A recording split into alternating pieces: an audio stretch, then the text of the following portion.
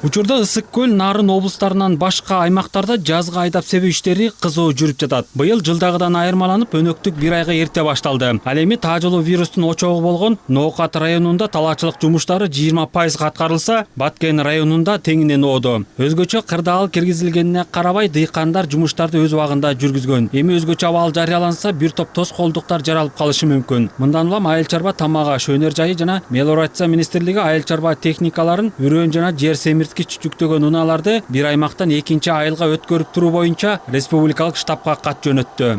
Илдетке карата мындай бир дыйкандарга биз ушу убагында үрөөн менен кайсы жерде керек болсо тийиштүү көлөмдү камсыз кылып, техника жагынан дагы камсыз кылып атабыз. Мындай тоскоолдуктар жок. Министрликтин каты учурда штабта каралып жатканы белгилүү болду. Өзгөчө абал учурунда дыйкандардын ишине тоскоолдук жаралбаш үчүн аларды атайын пропусктар менен санитардык карантиндик эпидемиологиялык посттордон өткөрүп туруу жагы да каралууда. Ошол эле мезгилде кыйын учурда айыл чарба жана кайра иштетүү тармагындагылар, бирикмелер, ассоциациялар жана коомдук уюмдар четте турбай жергиликтүү бийликке жана өкмөткө колдон келген жардамдарын көрсөтүүгө тийиш.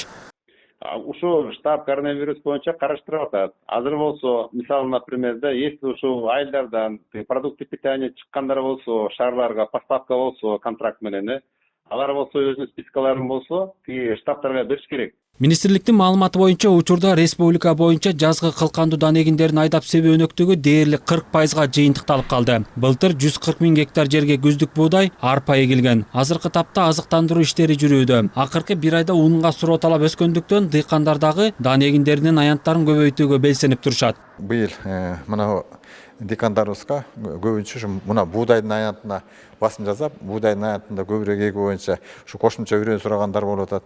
Ana hökümetin tapşırması boyunca biz biraz buğdayın hayatını kengeytүүnü birinci maksat kılıp koyduk.